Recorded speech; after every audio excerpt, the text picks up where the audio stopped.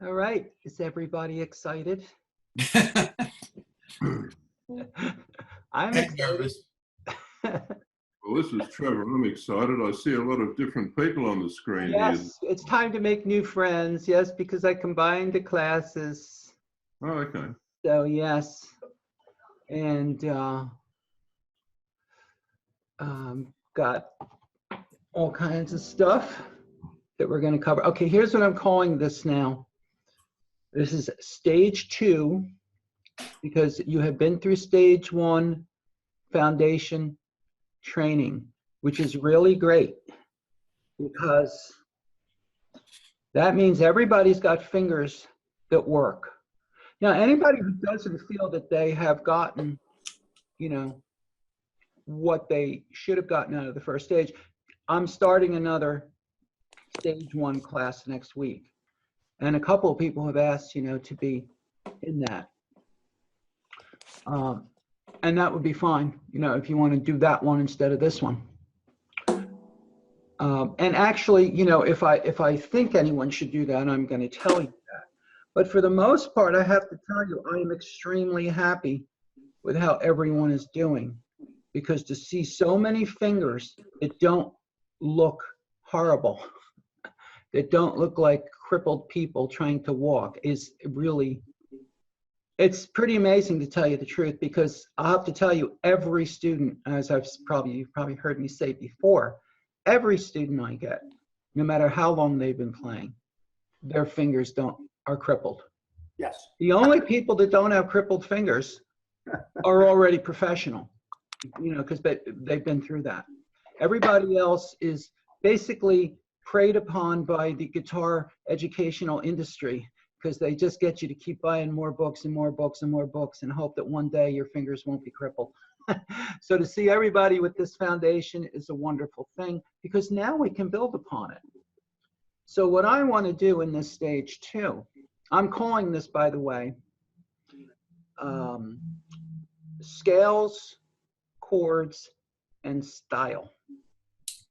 What does that mean? That means that we're going to continue the proper development of the physical here, the fingers. We're going to continue to develop them in the best way. And that's one track we'll be on. We're also going to continue with the basic music skills that you need for any style that you play. So we're going to get into chords, the basic chords. I'm going to show you how to properly practice chords, and how to use them, and we'll get into, you know, some things, some songs where we use the chords. And then I want to introduce you systematically to various styles of guitar. And that's going to include Fingerstyle Blues. And Larry wrote me a letter. Larry, you said to me, oh, I really want to learn Fingerstyle Blues. And I said, well, yeah, let's do that, because that's a great style. I love that style myself. It's one of the easier ones to grasp, and it's totally gratifying. We're going to do that. We're going to do what I would call rock and blues, which will be more related to electric guitar. We'll cover the minor pentatonic scale in position. And we're also going to do some actual classical. Since you have the training for the classical position for the right hand, we're going to build on that. And we're going to start doing some actual classical repertoire. This is what I always like to do with students. You know, I'm basically following the path with you in the class that I follow with anybody I'm teaching privately, is get the fingers working,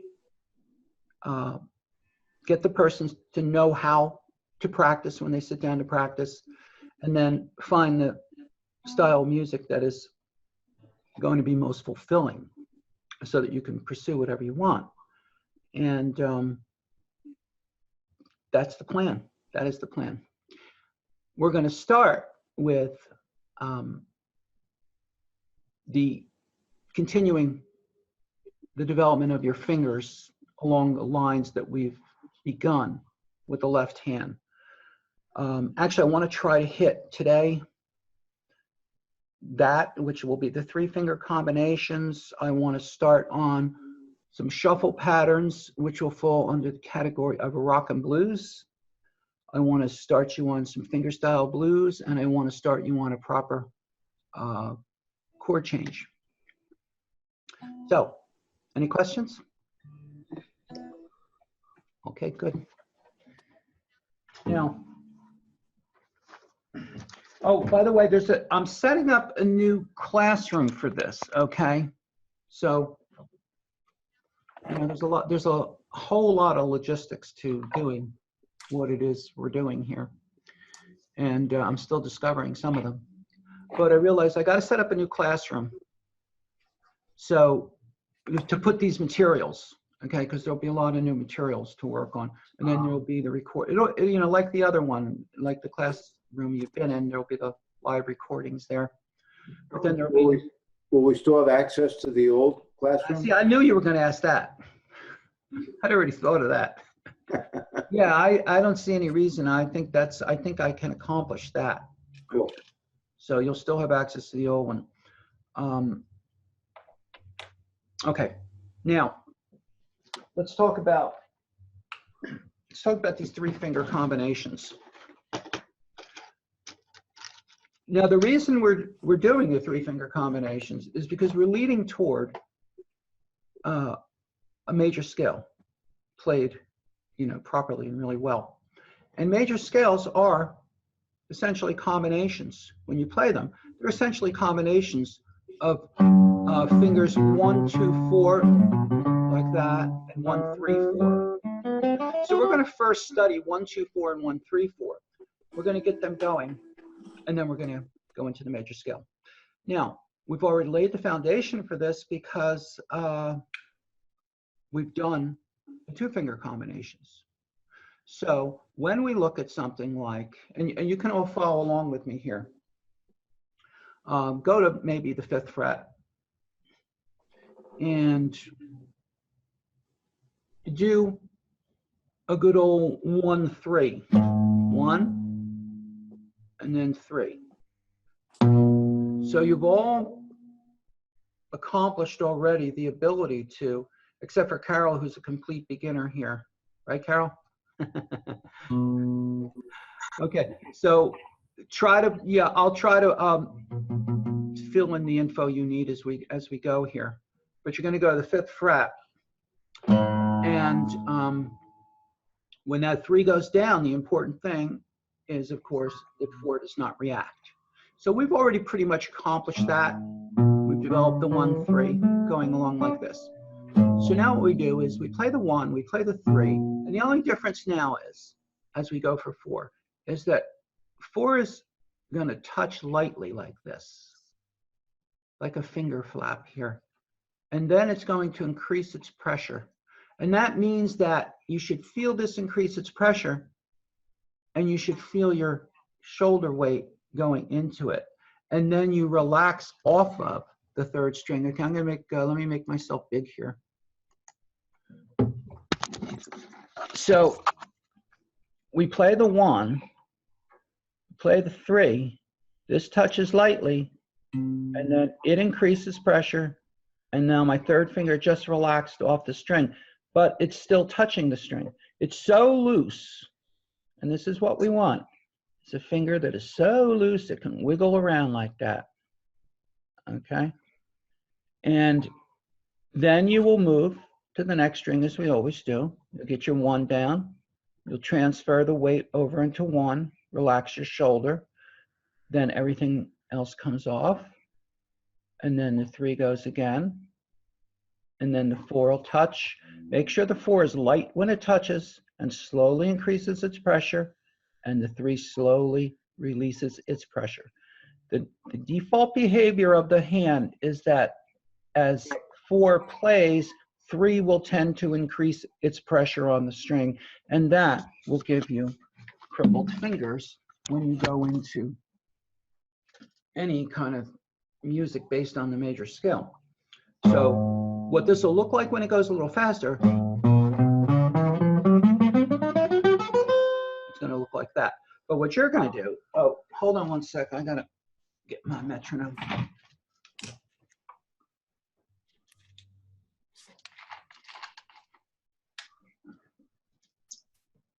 Now, as with everything we do, you know, basic part of principles is all skills are acquired with the basic practice approach. So, first step of the basic practice approach says review and increase your understanding of what you're about to do and how you're going to do it. Now, you're going to get that from watching this video, and you're going to get that from, I'm going to share the screen a second. This is what will be in the classroom, this PDF, okay, with all the directions for 1, 3, 4, and 1, 2, 4 that I'm going over with you now. So you will first get that in your mind, and then you will do your good no tempo practice. Now pick a fret to work with, you know, that works for you. It should probably be, a lot of you are just starting to get comfortable down here at the 1st fret where it's hardest. So, you know, go maybe up the 5th fret. You do your no tempo practice, and then you'll go to the metronome. Okay, no tempo practice is the 2nd step of the basic practice approach, chapter 5. And then you will go to 60 at 4. So at 60 at 4, it's going to look like this. 1, 1, 2, 3, 4, 1, 2, touch, release. You can see my 3rd finger release there. And you will work it up from here, as we always do. Now, one difference with the 3-finger combinations is that you will work them up, as I just showed you, up to a speed of 60 at 1. Again, as we always do. And by the way, on the right hand, I would practice them if you've got that rest stroke down, you know, do it with the rest stroke.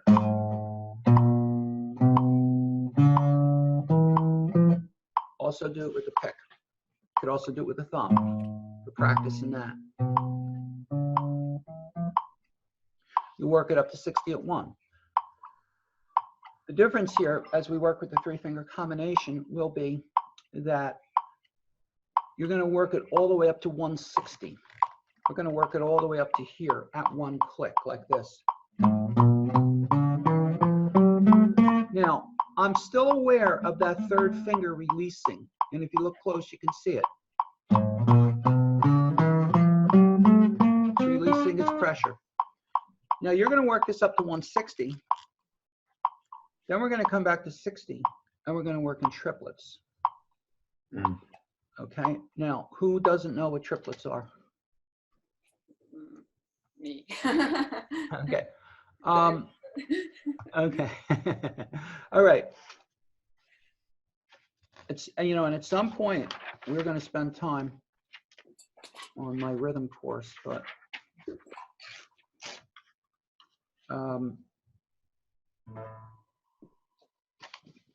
it's all about how we divide the beat, and let's just do a little bit review on what a beat is, okay?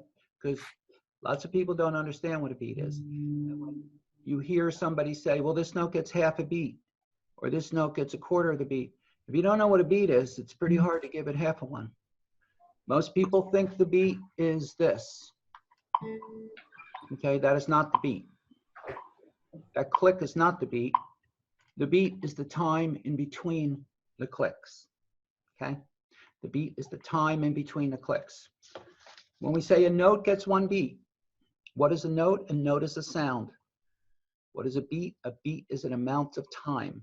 measured by your foot going up and down, or by the clicks on the metronome, the time in between. So a sound that lasts one beat would be 1, 2, 3, 4, 1, 2. Okay, a sound that lasts 2 beats is 1, 2. It's a longer sound. We could show it graphically like this. A beat is the time it takes for your foot to go up and down. Every time the foot is down, including the first one, it's a number, the number of the beat, 1, 2. Because you have to know how to count so that you can signify the different parts of the beat. Every time your foot goes down is signified by a number. Every time your foot comes up, that is called the upbeat. And it is when we say and. 1 and 2 and 3 and. Those are generally called eighth notes because the quarter note is usually getting 1 beat. So an eighth note is shorter.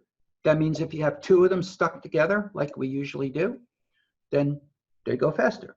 So quarters are 1, 2, 3, 4. Eighths are 1 and 2 and 3 and 4 and. So the triplet, whereas the eighth note is dividing the beat in half. So here's the first half of the beat, the time the foot takes to go up to the top, and then the time it takes to go from the top back to the bottom.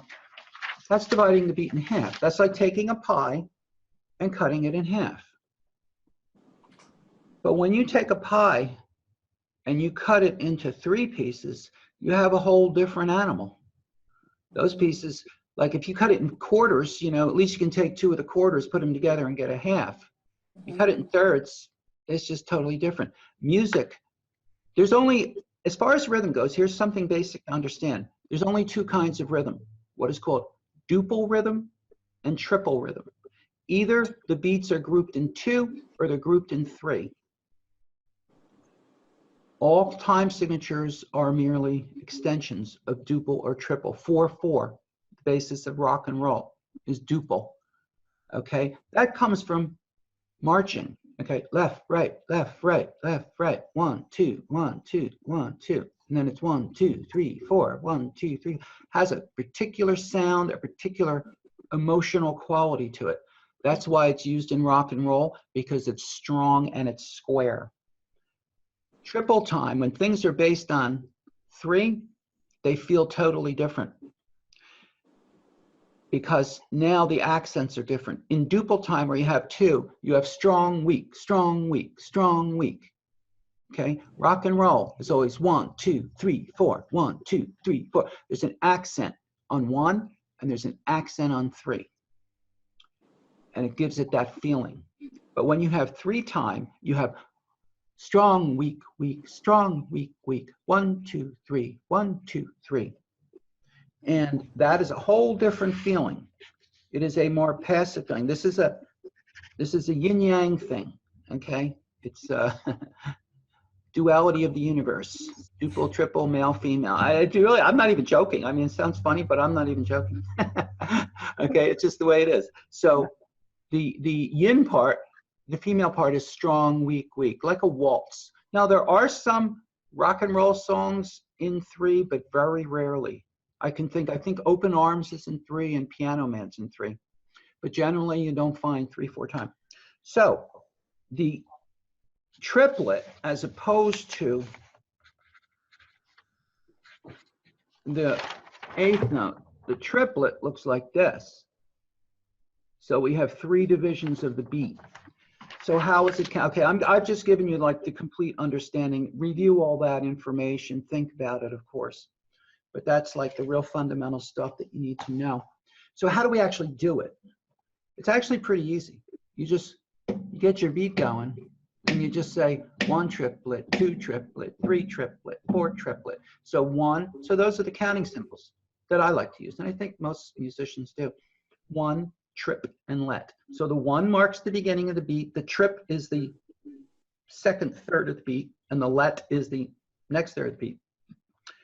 And to play it, it's just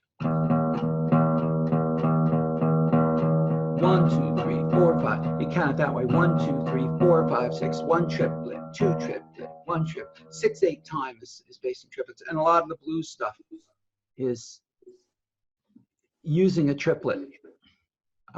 We'll talk about that when we get to it. So you want to practice doing your triplets.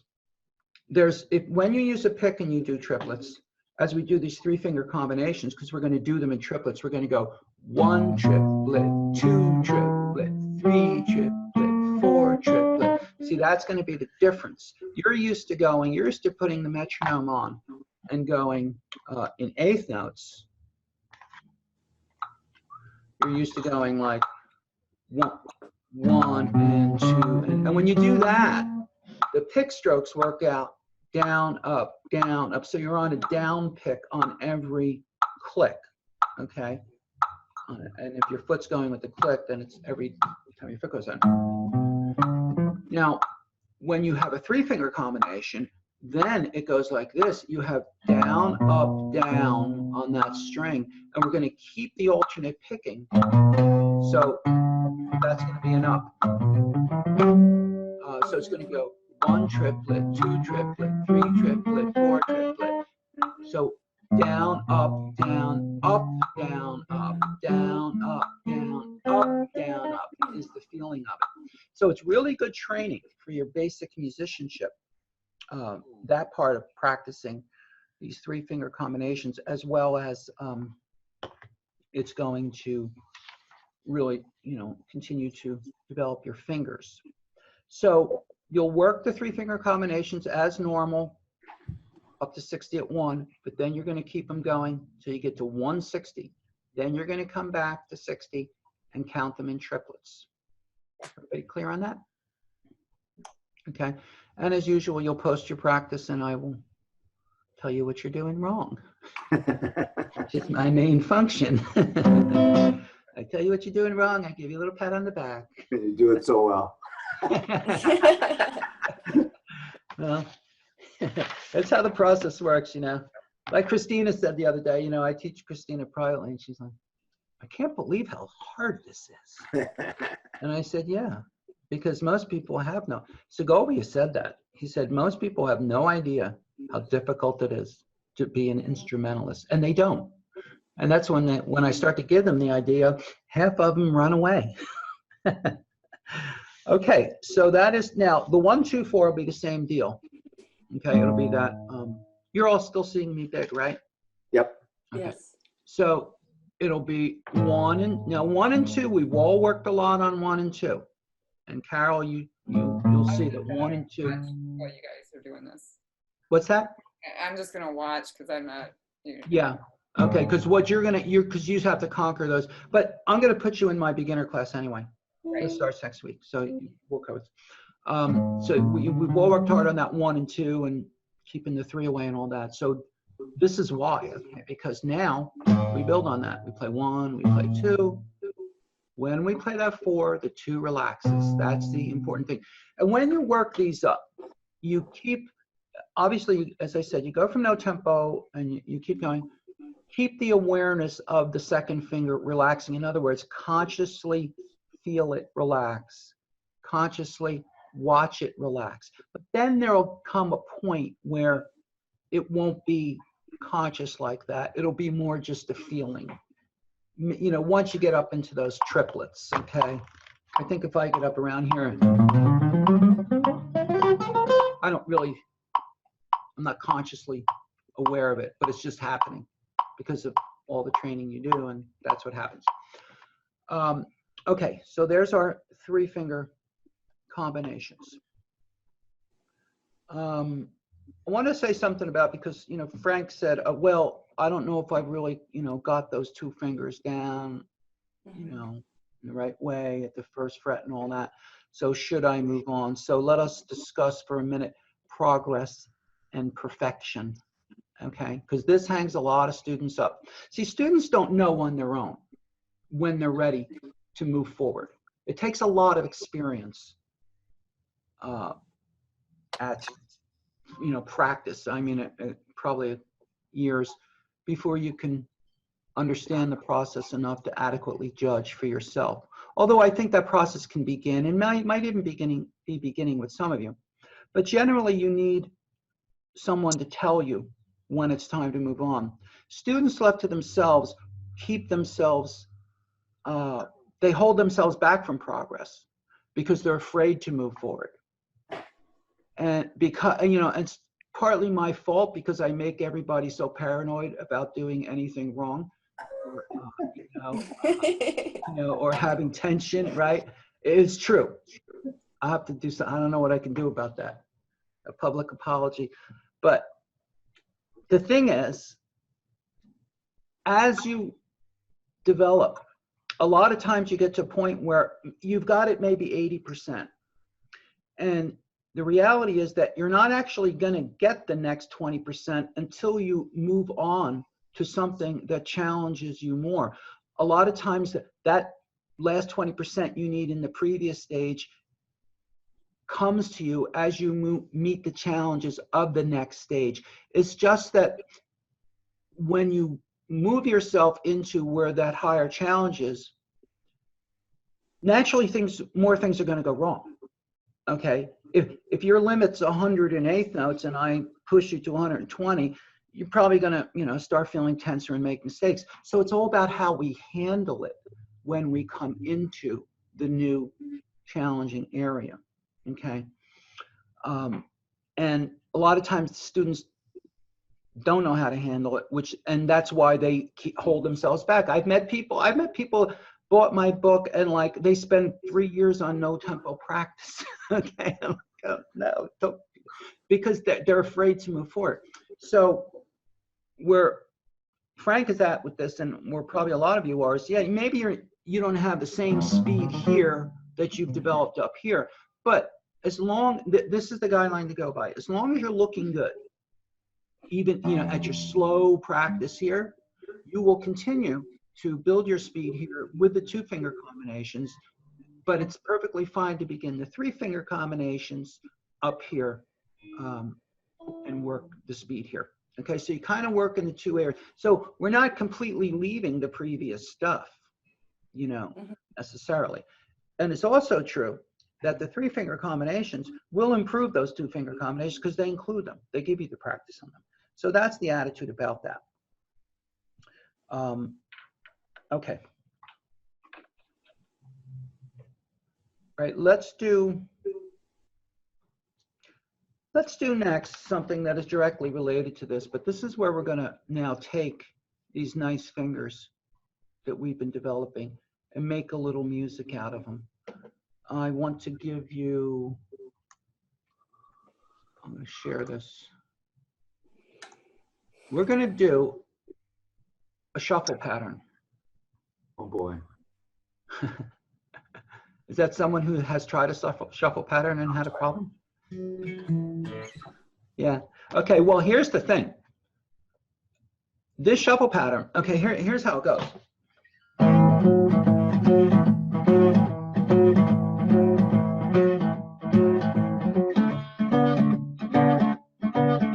So it's a blues.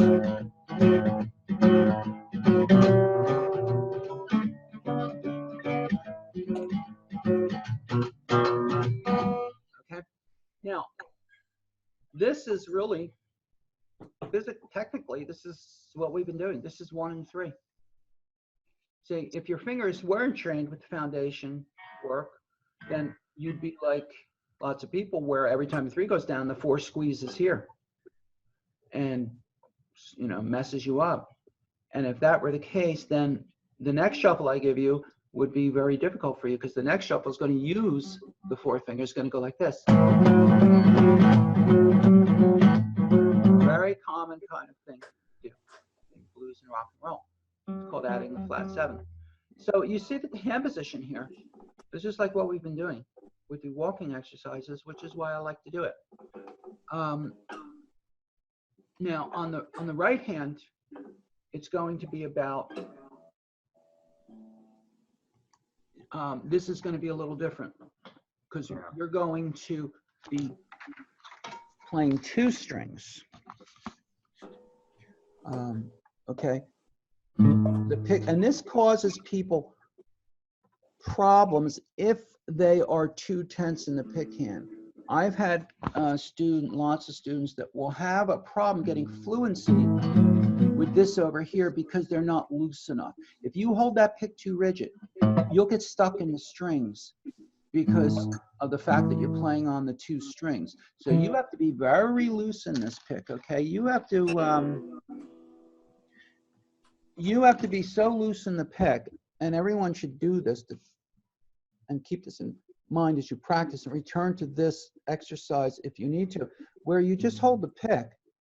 And you see what I'm doing? I'm going down here, but I'm letting the pick give in my fingers. See, a good player, the fingers that are holding the pick are extremely sensitive to the amount of pressure required from the pick and the amount of pressure that the string is putting back. Okay, because let's examine the mechanics here. I'm holding the pick. Hopefully I'm not holding it extra tight. But when I bring it to the string and I start pushing on the string to make a sound, well, this, as I always tell you, the string is pushing back. So I've got to grip it tighter. So you do have to grip tighter when you're playing. And the louder I play, the harder I have to grip. So if I'm going to play a real loud note, I got to grip harder. But I must be able to instantly vary the amount of pressure. And what is required, this is also going to be true for a lot of strumming. This is essentially a strumming now, doing more than one string. I have to let it be loose enough to give like this and not over tighten. And if you find yourself getting stuck with the pick as you do this pattern, it's because you're not loosening up, okay? Because once we put once you put the left hand into it, the other side of the body tends to tense up. So everybody try that right now. We're just going over the strings with a pick. And on that up pick, but look at the pick and make sure it's giving, okay? You should feel it giving in your fingers as you go up and down. Has everybody got that feeling? I would go slower at first, okay? Look, the first thing you should do is this. The first thing is to just go on one string. And make sure that you can do this. Angle the pick downward. Let it give. The fingers should be letting it give. Now make sure you can angle it upward, because when you do your up pick, that's how it's going to be. Now make sure you can do this. A slow down pick where the pick angles, and a slow up pick where it angles the other way. You see that? So your fingers are loose enough to allow that.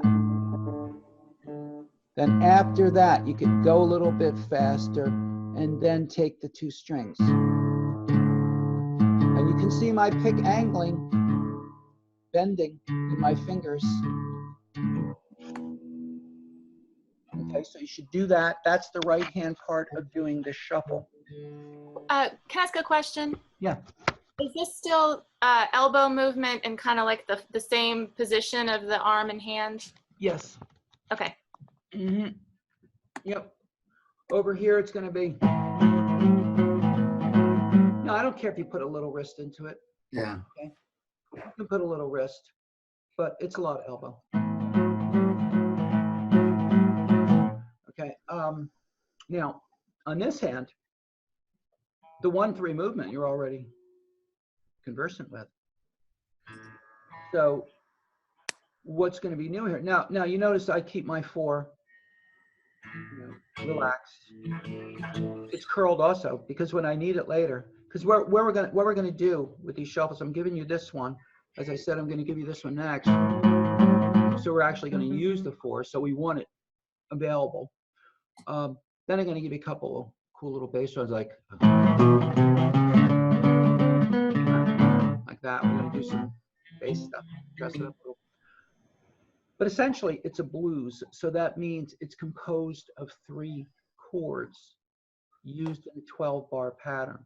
The 12-bar pattern should be looked at as 3 4-bar patterns.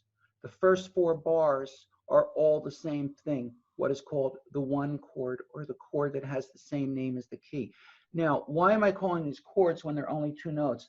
They're not complete chords, okay?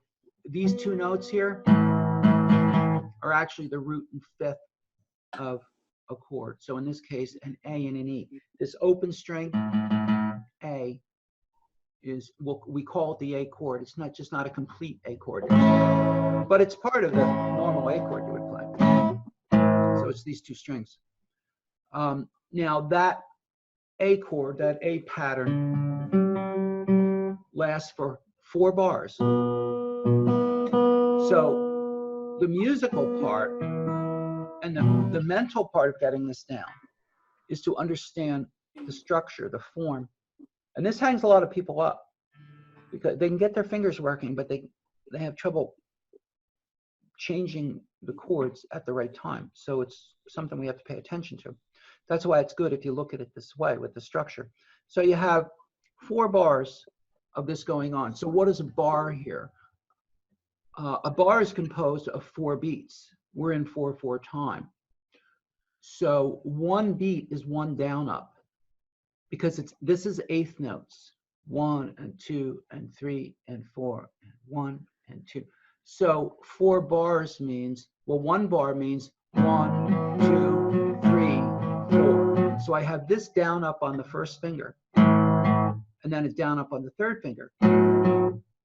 Okay, then back to 1. And so the down up on the first finger is beat number 1, 1, then 2, 3, 4. That's 1 bar. I have to do that 4 times. So when you practice, pay attention to that. You should be tapping your foot. You should be counting it out. Not in your no tempo. Do your no tempo where you just kind of get the movements down. But when you start doing it, you know, when you start in slowly, maybe start down at 50 on this, like a 1 and 2. I think I do that 1 and 2 and 3, like this.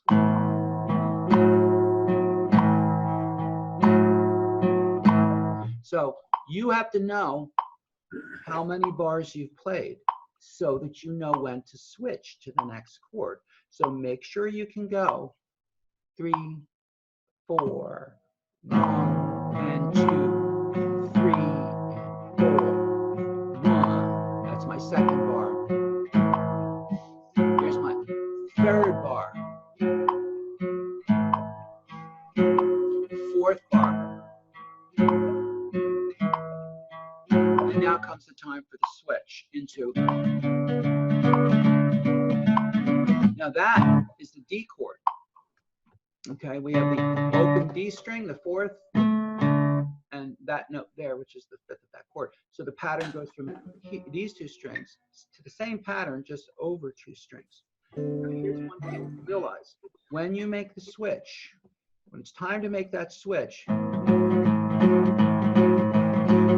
leave the 3rd finger down and you move the 1 over, just as we've done in the walking exercises. And that makes the switch over very easy because you're keeping the heavy arm. Do that, you move that over. So we have the first 4 bars, which is all the 1 chord. The second 4 bars is the 4, what is called the 4 chord for 2 bars. It's not all 4 bars. It's 2 bars of the 4 chord and then back to 2 bars of the 1 chord. So that's something that you have to be aware of and do properly. When you switch back, again, you're going to hold that 3rd finger and just move the 1 over here. Of course, your pick has to switch to those other strings. Now, the last 4 bars of a blues is the chord changes every beat. And it goes 5, 4, 1, back to the 5. The 5 in E, in the key of A, is the E chord. So we're here. That's why we're doing it in A, because it gives us the chords we need with the root notes of the chords as open strings. Whereas a lot of times people will learn it in E first. And when you learn it in E first, it forces you to have to do this, which is harder to do. So I like to do that first. that's a B chord. So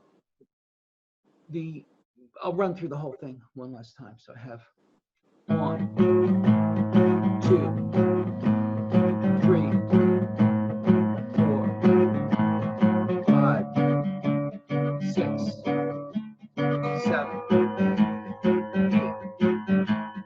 9, 10,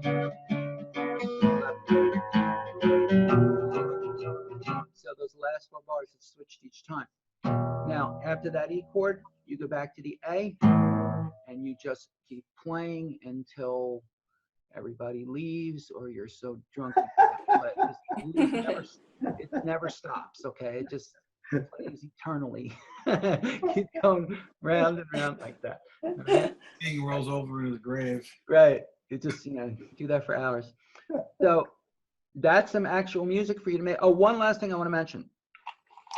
This is called a shuffle. Why is it called a shuffle? Because the rhythm, even though I said it's eighth notes, it's not really eighth notes. It's just for convenience that it's written in eighth notes. The time, see, straight eighth note, and this is a subtlety that you must appreciate. If you don't get what I'm saying right away, just log it away and meditate on it for the next year. And it'll gradually become clearer. Straight eighth notes, like I said, is you cut that pie in half. Straight eighth notes have a square feeling to them, like this. If I played the shuffle with straight eighth notes, it would sound like this: 1 and 2 and we. Very rigid like that. Okay. The way it's actually played not like the pie cut into 2 halves. It's played like the pie cut into 3. And then 2 of those thirds are put together. And then the last one is left.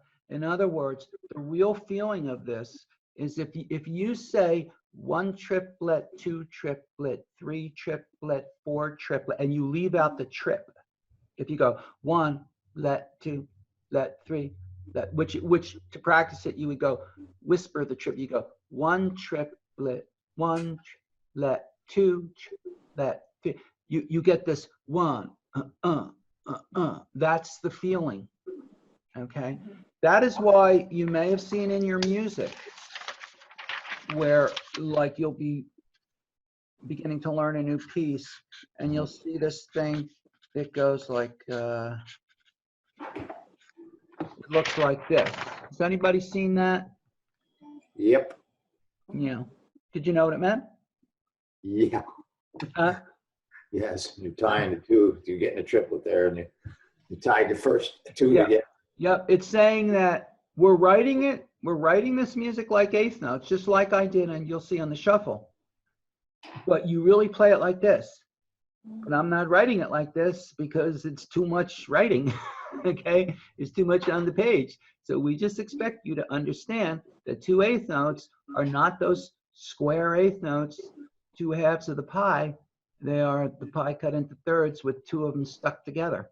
And that's the sound. Now that's the intellectual explanation. A lot of people will get it just by hearing it and feeling it. And you probably will too. I think it's best, to have both of those things going on, to feel it and to understand it. So instead of straight up and down, it's okay, and we'll talk more about that later on. I've seen it notated as swing and then a quarter and an eighth. Yeah, right. It'll be That way called too, if you notice it. the idea of shuffle comes from like you think of somebody walking and like, instead of walking at the same pace with each leg, it's like they take 1 step and then they kind of drag, and it's like dragging the leg like that, Okay, that's where it comes from. So, but it's a, time-honored part of blues and rock and roll. Okay, now I want to begin some of the basic chords. Oh. And we're going to start with a G to a D chord. We're going to cover a couple of chord changes and then we'll start applying them to some songs. So as far as the G chord goes, like I had a student the other day say, well, my last teacher said that the G chord should be done this way. And I want to make sure that's the right way, you know, with these fingers, 2, 3, and 4. And, you know, I had to tell him, well, the whole idea that there's one way to do a chord is totally wrong. You could do a chord, you could do the same chord many, many different ways. And good guitar players will do the same chord with many different fingerings, depending on the context.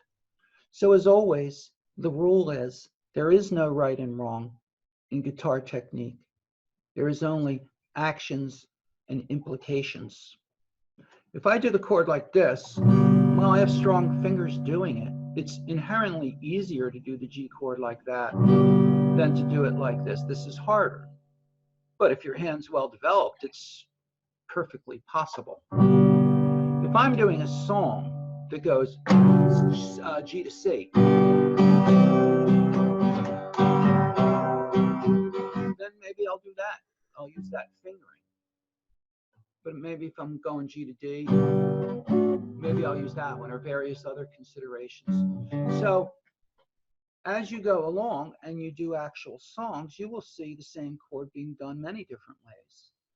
And don't think one way is wrong and one way is right. They're just different, and your job is to be able to do them any way required. Now, another thing about the G chord is you will almost always see it like this, with this finger being used on the second string. I generally do not do it this way. I will do it this way. Also notice this. Look at this finger. Okay, we've been spending, you know, a long time making sure our fingers are like this. Okay, so here's where we have to tell little Johnny that even though we told him don't talk to strangers, it doesn't mean all people are bad. Okay. We only told you this in the beginning to keep you on the straight and narrow. Okay, in real life, we often will put the fingers like this. Okay, in fact, as you'll see that you want to be able to put your fingers any way you want to put the fingers. We put them in different ways at all different times. We focus on this because this is the most fundamental. This is the hardest to achieve. This is what most people don't get, and you do need this very often. But when you're doing something like a G chord, you don't want to do this. You want that finger to just hang there more like this. The good thing about putting a finger down like this is you can hang your arm weight very easily on it. Now, if I wanted to use this note, I could still use it and have my finger like that. But as I said, I will usually not use this note because it's a musical reason. Because every major chord, again, this is something I'll say that may or may not make sense, but just log it away. Every major chord has 3 notes, the root, third, and fifth. The third of each of those notes is like a spice that you put into a meal. They're all different. Okay, the root has a certain sound quality to the chord. A chord sounds most like itself and strongest when the root is in the bass, meaning the root is the lowest sounding frequency. The third, you got to be very careful of. That's like a spice you don't want to put too much of in your food. Composers are always careful in their handling of the third when they arrange for orchestra. When the third's in the bass, the chord sounds weaker. It's not grounded. We usually put the third in the bass when we're about to switch to something else, as we'll see later on in doing different songs. So you don't want too many thirds in your chord. I don't like to use that note because the third is also here. That note's a B. This note is a B. I don't like to have 2 B's in my G chord, but if you like that softer sound, you do that. But that's why a lot of times you'll see in rock, they'll get rid of the top B, and you'll see the chord written this way. You'll see the G chord written this way. And that's for AC/DC, okay?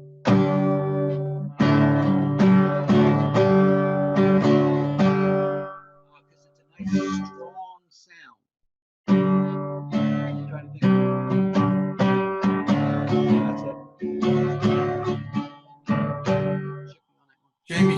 want that strong sound, you take the thirds out of it completely. So you're muting the fifth string, Jamie?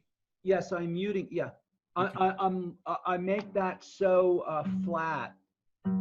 It just down. Okay, that's like okay. Guitarists will call that a clean voicing. It's a cleaner sound. Okay, to get rid that low third kind of muddies it up. Now, when I'm teaching you though this, we're gonna do the G to the D chord change. I'm gonna give you the traditional fingering, but you understand that many times you just won't even bother with it. Okay, but we'll just do it for now, since that's how you see it in most books. Now, I want everybody to be able to properly change and quickly change from a G to a D. Now, what the problems with doing this, the common problems are this. The most common problem is this. Someone will go into the D chord, and they will get their 1 and 2 in place. And as the 1 and 2 is going in place, the 3 will come back like this. And then after the 1 and 2 is in place, they will shoot the 3 out. So they make a 2-step process out of it, which will work sometimes and won't work lots of times. And it's not what we want. What we want is all the fingers to move at one time. See, the big deal here is the fact that this 2 and this 3 must perform contrary motion. The hand does not like contrary motion. Okay, the hand likes, what my third finger likes is to follow my second. If the second's going back to the first string, my third finger wants to do that. Not my third finger really, because I've trained it. But if you haven't trained yours, then this is what you'll find. Okay, the third finger left to itself wants to do this, or needs to do this. Left to itself, it follows the 2. But here's what we need. So watch this now. Now I'm pulling my 2, but look at my 3. My 3 is sneaking forward. See, now it just crossed over the 2. I'm not touching yet, but look at my fingers. I extended my 3, and now I'm putting it down. That is what you must train yourself for. Now, I call this dive bombing into a chord.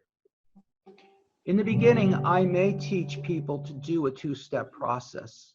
And if you feel you need this, you can do it. Where, if you've never done a D chord before, this is good to do. You hold the 3 down, and you bring the 1 and 2, and then you move the 3 over. That's a good first way to do it. But what you want to end up with is like all good guitar players can do. You want to dive bomb it. You want to be able to come out of the air. In order to dive bomb into the D chord, you need to perform the contrary motion between 2 and 3 like this. Here's the thing. If the contrary motion is not already part of your technique, when you try it, your shoulder and neck will immediately tense up. Okay, so expect your shoulder and neck to tense up when those fingers cross each other. And also expect yourself to stop breathing. Okay, so those are the things that you must. And if you've done it the other way for a long time, you're also going to get the shakes. Okay, as we've discussed many times. So you have to relax right here. You should pose here. Breathe and relax until you achieve that. And then after a while, of course, it'll be easy like this. But in the beginning, as I said, expect that neck to tense up. Expect yourself to stop breathing. Yeah, slightly, that looks good. Okay, now, once you get that G to D down, then I want you to practice taking your finger picking that we've done. And Jody, you will recognize this because this is basically the chords to the REM song, Everybody Hurts, is to just take a D chord. And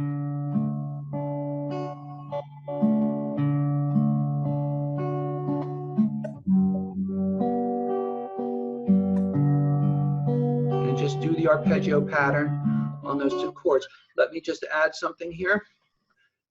You could start with the D chord. You do the thumb, index, middle, ring, up and down. So it's a 6-note arpeggio. Thumb, index, middle, ring, middle, index. When you are going, the thumb, when it is used, is always going to do one of two things. It's always going to play the same string again, or it's going to move to another string. When you do your slow practice, the most optimized way to perform this motion will be trained into the hand by doing this. When the thumb's going to play the same string again, after it plays, like here, I just used my thumb. Now I'm going to use all my other fingers. So the question is, what is my thumb going to do? For a lot of people, the answer is, while the other fingers are being used, the thumb's going to stick out here and get tense. So we totally don't want that. You're going to use the thumb nail back in your slow practice. You play the thumb, and then you make the nail touch the string behind it. And so the 5th string. So I touch, then I play out these notes as we have practice, keeping the fingers close to the strings and so forth and relaxed. And now I'm going to play that same bass note again. I'm there. So anytime the next note is going to be the same string, that's how I do it. You'll practice it this way. When you play, you won't have to think about it. It'll happen automatically. When, and this is very crucial here, and this is actually one of the keys to real developed guitar ability at the higher levels, is to train yourself to, when the thumb is going to a new string, it should get there immediately as part of the motion of using it on its first note. So if I'm going to that G chord, that means I'm going to play the thumb on the 4th string, play out the notes, and then I'm going to play that note. But the way I'm going to practice it is like this. I'm going to play that thumb note. I am immediately going to put the thumb back here where it's going to go. And then play out my notes. Then when I need the thumb, I'm already there. So it's 2 very different thumb actions depending on what the thumb's going to do next. Again, when you actually play, you won't have to think about it. It'll happen automatically. But there's one other element. The thumb not only goes here, it goes there, and then the arm weight relaxes into it. If you teach yourself, you teach your arm to do this, it'll vastly improve your ease of playing. So it'll be like this. It touches, and my arm. And in order to achieve this relaxation, you should bounce on the string. When you do your slow practice, it should look like this. I'm actually bouncing now as I'm playing those other notes. Because believe me, now when you make the chord change, that note will be right there. Not only will it be there, it'll be what I call loaded. In other words, the force is already on it to play. And this is where, this is that kind of thing. You see people playing fast and easy, and you wonder how they're doing it. That's how they're doing it, because that's what's actually happening. So you will practice that. Now, okay, I'll have to go over a couple minutes because I just wanted to cover this one last thing to start you off on. Can I ask a question? Yeah. Could you just on the actual chords in the left hand, I just want to make sure I'm putting my fingers the right way. Like, are they like, how close to the fret are they supposed to be? Okay, let me make you big and then show me. Well, it's just. No, you're good. know. You're good. Okay, I see what you're saying. Look, it's one of those chords where it can be difficult to get all the, it's like an A chord. It can be difficult to get all the fingers equally close, is I believe what you're asking about, like the 1 and the 2 and the. Yeah. Okay, this is good enough. So even this is good enough. Okay. Okay, so you don't have to worry, you know. And They can be that close. But you know what I've said to you many times, that the fingers need to develop the ability to lean to the right. Mm. This is one of those times, because you look at my 2. it's because I'm leaning my 2 to the right, I'm getting my 1 in there. So if you are having trouble getting your fingers close, that might be the missing ingredient. See, and then my 3 goes out like this. Yeah, a lot of people, this is not good. Okay, you want it up like that. Okay, you can start on, I'm going to also begin with you the style of Fingerstyle Blues.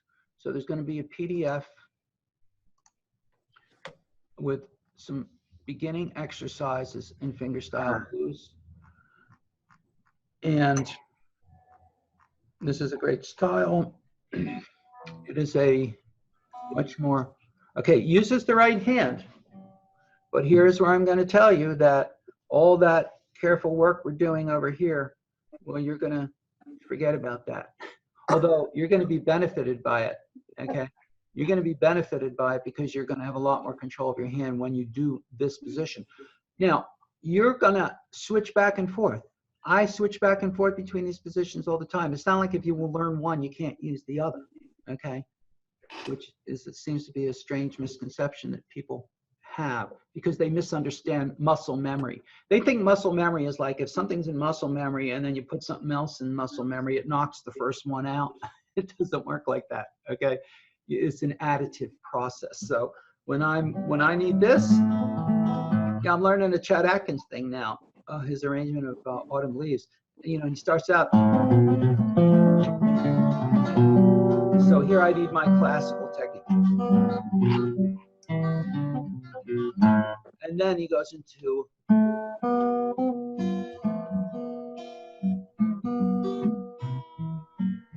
that fingerstyle. So I just go from that to that, and that is what I teach my students. So let's try this position, because this is what you're going to use for Fingerstyle Blues. Why do we use this position? Because we must damp the bass. And that's why we get into this position. Now, here's the best way to get into it. You make like a karate chop, and you put it on the bridge here, straight like this, okay? You're gonna need this for a lot of things too. They come up, slap strums and all kinds of techniques. So you go flat like this, and you're right on the bridge. And then you move your hand over and you put your thumb on the 6th string. Okay, now you should still feel this part of your hand on the strings here. Now, here's the trick. It's got to be placed so that when you pluck the string, you hear, see, here's the full note. Here's the muffled note, or muted. Damped really is the word. You still hear the pitch. See, if I'm here, you don't hear anything. That's because I'm too far up. You've got to be in the right spot, and that takes some practice. So the first exercise you're going to do is just putting your hand like this, taking your thumb, and then going like this, just playing that 6th string until you get that nice thumpy sound. And then you go, this, by the way, is also a vital part of electric guitar technique, because when we're playing electric, we're always muting strings because we're bending up here, and if we don't mute, we'll get a lot of string noise. So this part of the hand is very important for rock and blues styles of guitar because of its damping and muting function. So you're going to practice getting into this position. Now be as relaxed as you can. Okay, you don't need to have your shoulder up like this. You'll still get as much support from the guitar as you can. And then you'll practice getting that sound on the 6th string, and you'll practice getting that sound on the 5th string, and then the 4th string. Now look, I got to move my hand like this, and that's what you're going to get good at.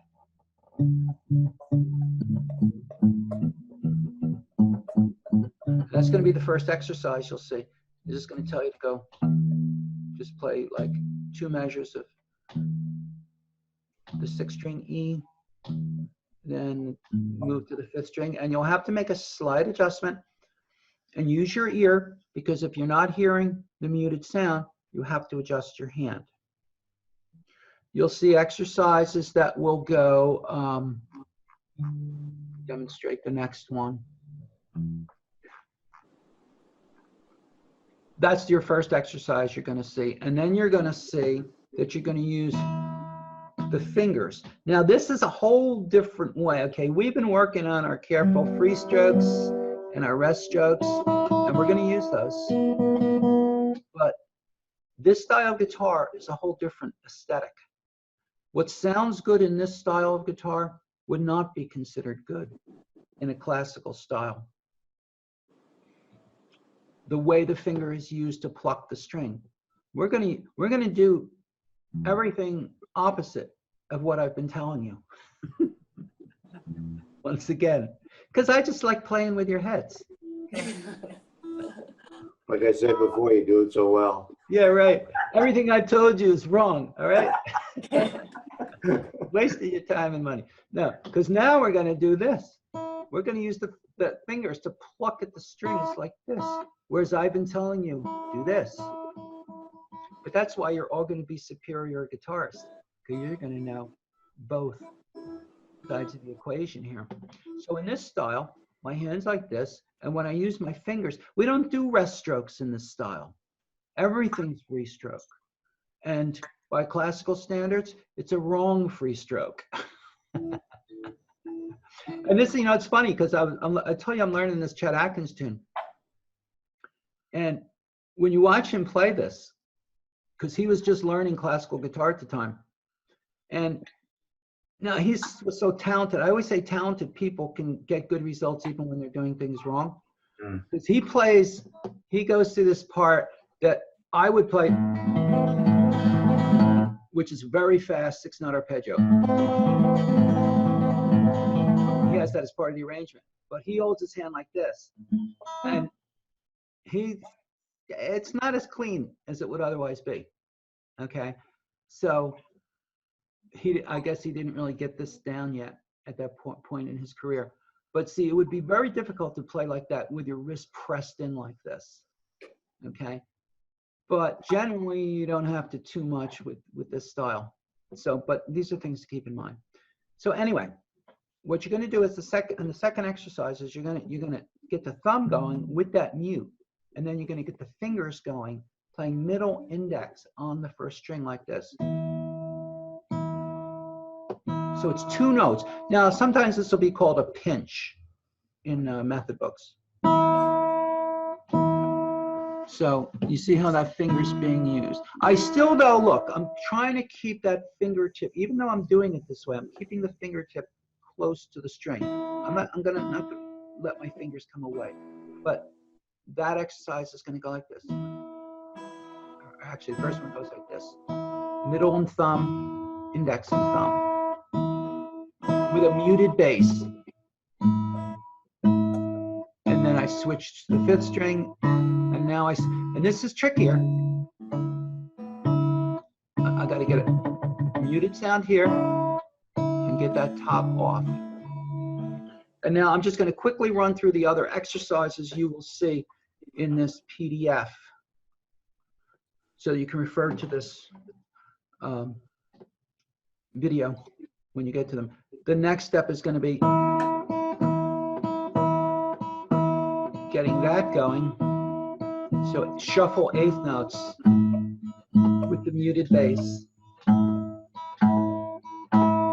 And just get good at that.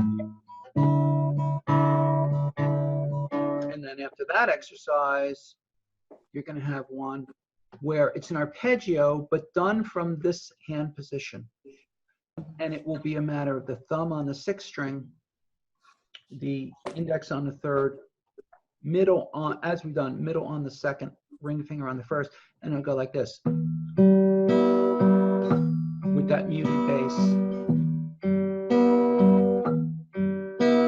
Then the next exercise, number 4, you're going to, one difference here is instead of, we're going to start alternating like this. But you can do it this way with the open E, but it's also written this way with a closed E. So the 3rd finger will go on this note, 5th fret of the 2nd string. And that'll sound like this.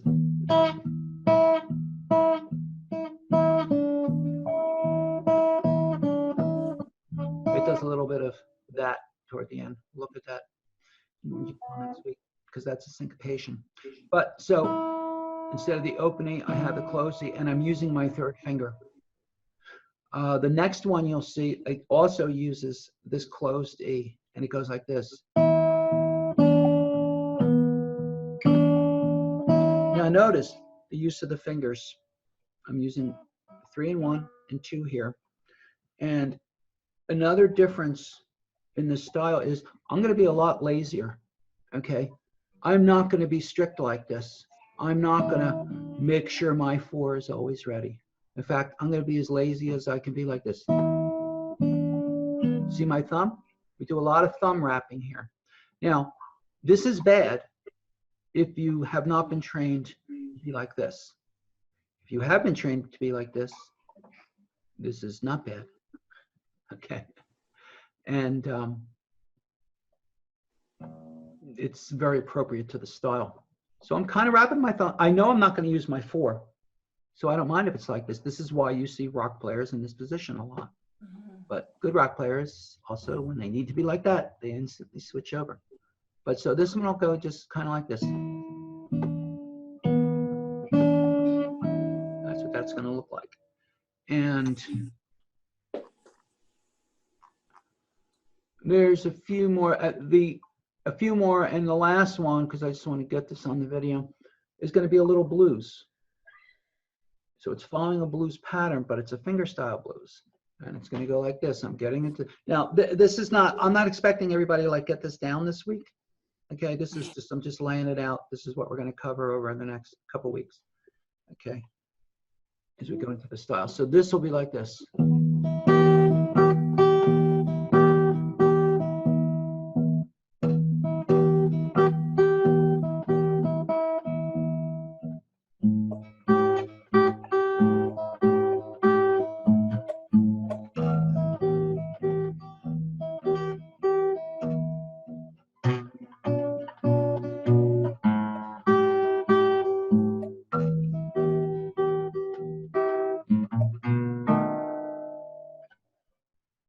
Okay, that's what we're leading up to here. But you got to get all that more foundational stuff down before you will attempt that. Okay, anybody got any questions? You said this is going to be, all this material you've gone over the PDFs is going to be in a new class? Oh, yeah, I'm going to send you the link to Okay. the new classroom. Okay. Okay, I will do that soon, today. Even though yes. it's a holiday. What's that, Trevor? Trevor here, yeah. Jamie, I posted a couple of things during the week and you were going to make a correction for me. Like on the 1 and 3, you said that I needed to put my index finger, have it standing up. Can you? Oh, yeah, okay. All right, go ahead and do it. Okay, right.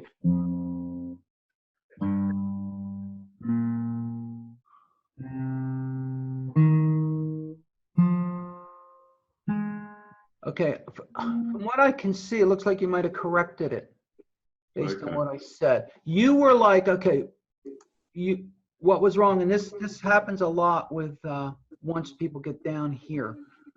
A common fault will be as they go along. I think I corrected this with you, Jody. Is the 1 it'll be like this, and it needs to be like this. Okay. Okay, Or- that's the difference. If your 1 goes like this, you'll have trouble as the Yeah. speed goes up. Okay, All so right. that was the correction. Now, and the thing to understand is, the more you move to the first string, the harder it is to get like this, which is why people don't do it. Okay, because the finger has to bend more, so it's quite an effort to get that to go like this. And the finger wants to be lazy and just kind of go like that, but then that's bad for the other fingers. So that's what I mean. Okay, Okay. it looked pretty good, which is, you know, you There's get all the point what I'm saying? Okay. The other thing was you said in the 1 and 4, you said something about my stretching my third away from. No, your 4 needs more curl. I had. You said something about stretching the third away for more. Yes. Your third finger is getting too stretched out. What do you mean by that? Here's what I mean. As your 3 is reaching for its note over here, your 3 is busy going in the opposite direction. It's Okay. causing the 3 to tense and move over this way, which is very common. Okay? Right. It's starting to look like this, and by the time you get up here, it's going to look really bad.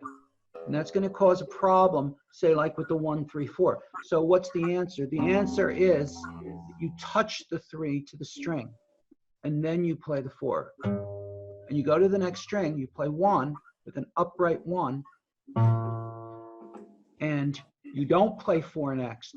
You touch the 3, because if you activate 4 first, the 3 is going to react to it.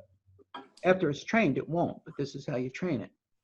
Okay. Touch the 3, then play. You can even try this, which works really well. Chris Cole's used this.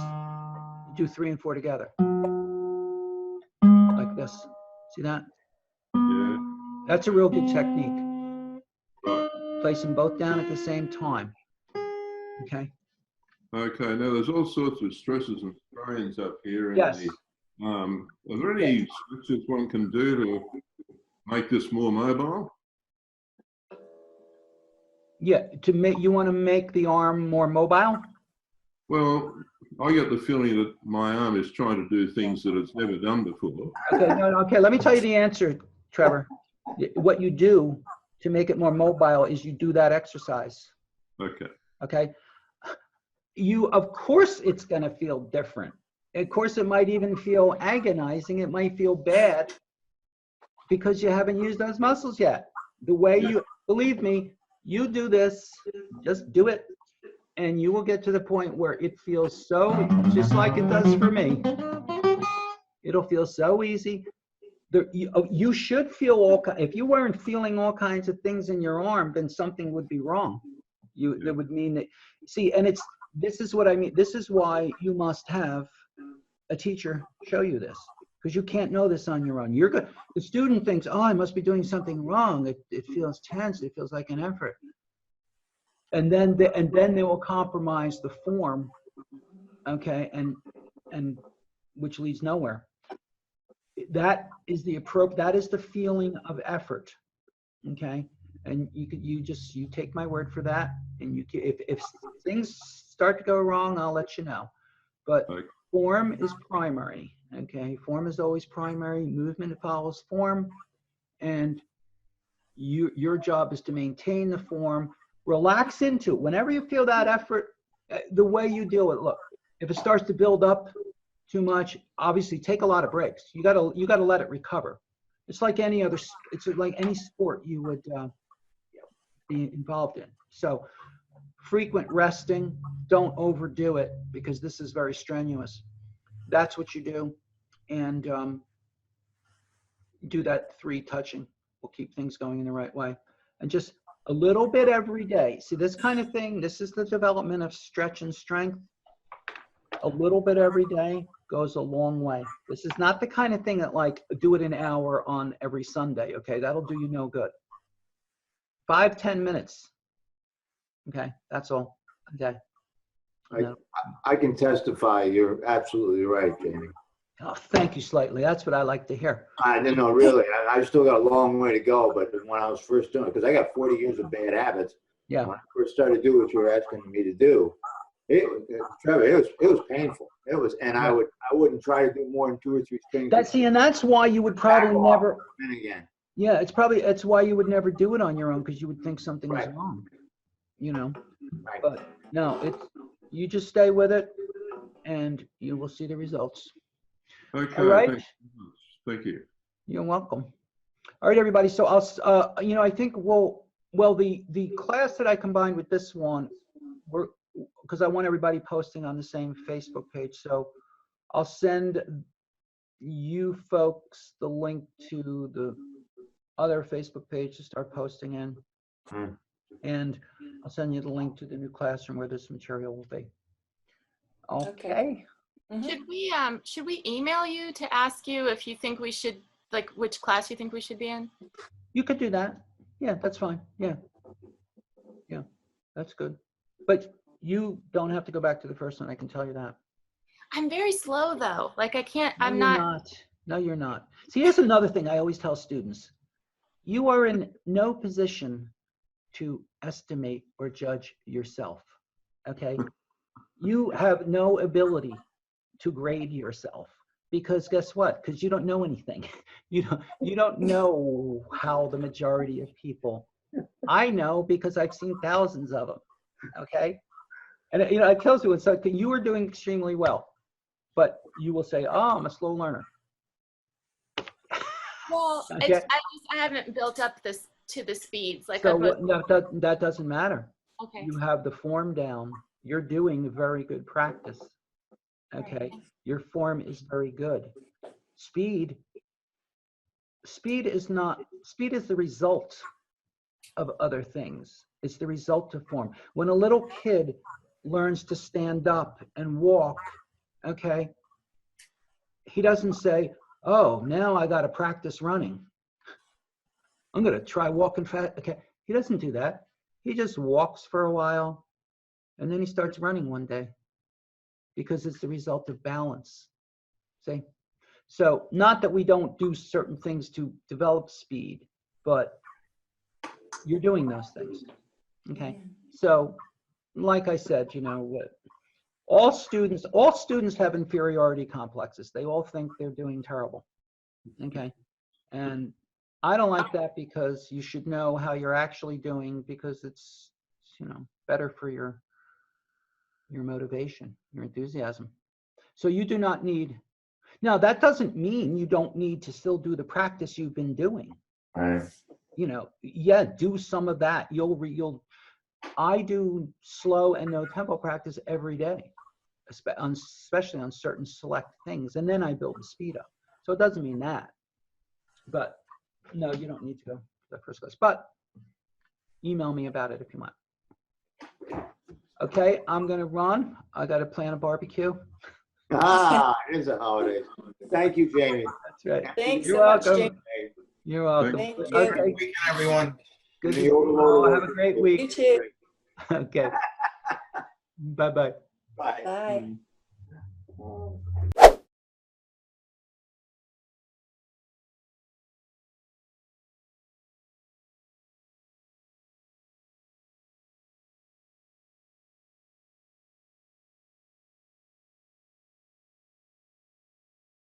Bye.